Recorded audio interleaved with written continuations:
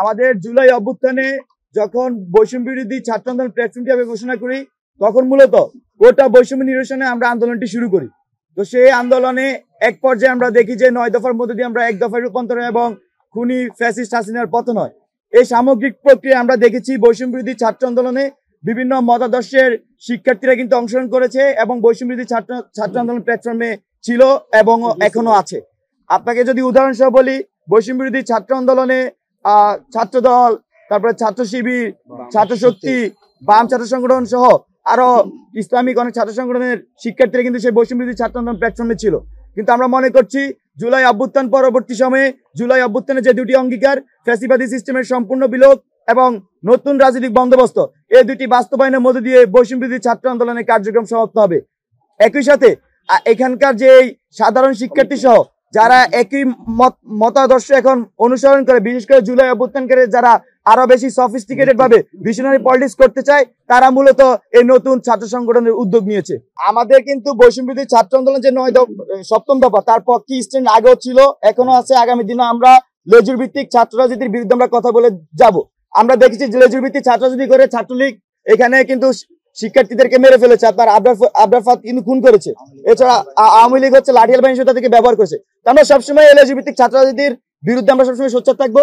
আচ্ছা, এখানে আমরা একটা জিনিস ক্লিয়ার করি, তাহলে আপনারা আরো বিষয়গুলো সব একসাথে চলে আসবে। আমাদের যে কাঙ্ক্ষিত ছাত্র সংগঠন, সেটি মূলত যে জুলাইয়ের স্পিরিট, সেই জুলাই স্পিরিটকে ধারণ করে গঠিত হওয়ার প্রক্রিয়া আছে এবং জুলাইয়ের আশা আকাঙ্ক্ষাকে বাস্তবায়ন করবে। এখন আমাদের আদর্শিক পজিশনের সাথে যেই রাজনীতি করবে আমরা তাকে সমর্থন দিয়ে যাব, সেটা জাতি হোক, ছাত্রদের লেভেলে হোক। আমার কাছে মনে হয় আপনি উত্তরটি পেয়েছেন। সেটা নিষিদ্ধ গঠিত কিনা বা অন্য কোনো কেউ কিনা, সেটা অবশ্যই আমাদের সংগঠনের প্রক্রিয়ার মধ্যে আমরা সেটাকে সিলেক্ট করবো। যে নতুন একটি রাজনৈতিক দল না, জুলাই গণঅভ্যুত্থান পরবর্তী সময়ে আমরা একাধিক রাজনৈতিক নতুন দল আসছে এরকম কথা আমরা শুনতে পাচ্ছি। তো তার সাথে আসলে আমাদের এই উদ্যোগের কোনো সম্পর্ক নেই। এটি একটি স্বতন্ত্র উদ্যোগ। সে নতুন কোনো রাজনৈতিক দল নতুন কোনো ছাত্র সংগঠন ঘোষণা করবে কিনা সেটি একান্তই তাদের ব্যক্তিগত সিদ্ধান্ত এবং তাদের রাজনৈতিক সিদ্ধান্ত।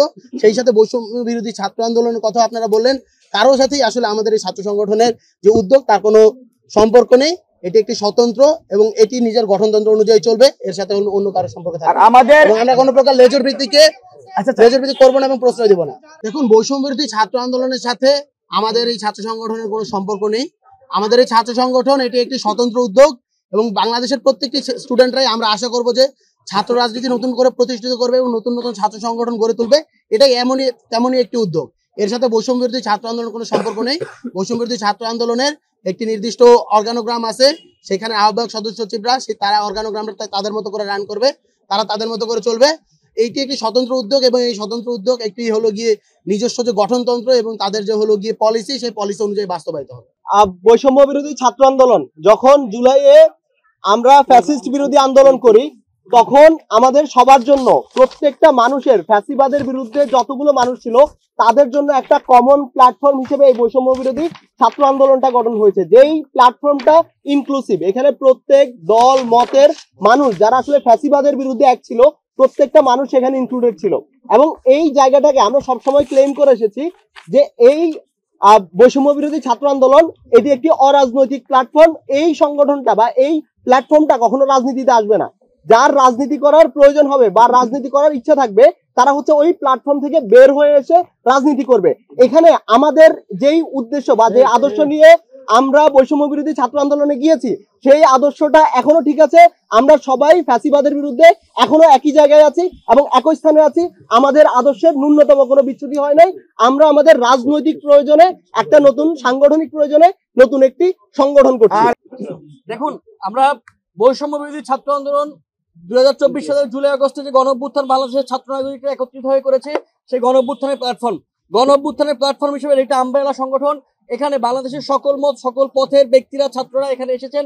এর ছায়াতলে এসে এটার আন্ডারে আমরা গণঅভ্যুত্থানটি সফল করেছি। এই সংগঠনটা আমব্রেলা সংগঠন, এই সংগঠনটি তার মতো করে রান করবে। আমরা একটি নতুন ছাত্র সংগঠনের দিকে আগাচ্ছি। যদি কোনো ব্যক্তি চান এই ছাত্র সংগঠনে যোগ দিবেন, তিনি তার ইন্ডিভিজুয়াল মতামত অনুযায়ী বৈষম্য বিরোধী ছাত্র আন্দোলনের বাইরে এসে এই ছাত্র সংগঠনটি যোগ দিতে পারেন, তাতে কোনো রকমের কোনো বাধা নেই। কিন্তু বৈষম্য বিরোধী ছাত্র আন্দোলন তার মতো করে থাকবে। বৈষম্য বিরোধী ছাত্র আন্দোলন আমরা মনে করি গণঅভ্যুত্থানের যে আশা আকাঙ্ক্ষা সেটি পরিপূর্ণ এখনো বাস্তবায়িত হয়নি। গণঅভ্যুত্থানের আশা আকাঙ্ক্ষার জন্য আকাঙ্ক্ষা পরিপূর্ণ বাস্তবায়নের জন্য এখনো অনেক কাজ আছে যেগুলো করা বাকি। বৈষম্য ছাত্র আন্দোলন তার সেই কাজের পথে আগাবে। বাংলাদেশের কোন রাজনৈতিক দল, যে রাজনৈতিক দল সামনে আসার কথা আমরা শুনছি, কিংবা যে সকল রাজনৈতিক দল ইতিমধ্যে প্রতিষ্ঠিত হয়েছে, কোন ছাত্র সংগঠনের লেজুর ভিত্তি, কোন ছাত্র সংগঠনকে মাদার পার্টি মানা, এই সকল কিছুর বিরুদ্ধে আমরা কোন মাদার পার্টির সঙ্গে আমাদের কোনো সংযোগ থাকবে না। আমরা কোনো লেজুর ভিত্তি করবো না। গত বাংলাদেশ স্বাধীনের পরে গত 54 বছর আমরা যেটা দেখেছি, প্রত্যেকটি ছাত্র সংগঠন মাদার পার্টির হিসেবে মাদার পার্টির এজেন্ডা ক্যাম্পাসে বাস্তবায়ন করে। আমরা সেই রকম করে মাদার পার্টির কোন রকমের কোন এজেন্ডা বাস্তবায়নে থাকবো না। আমাদের এই ছাত্র সংগঠনের ভিত্তি হবে জুলাই গণঅভ্যুত্থান এবং জুলাই গণঅভ্যুত্থানের মাধ্যমে শিক্ষার্থীদের রায় দিয়েছে সেই রায়।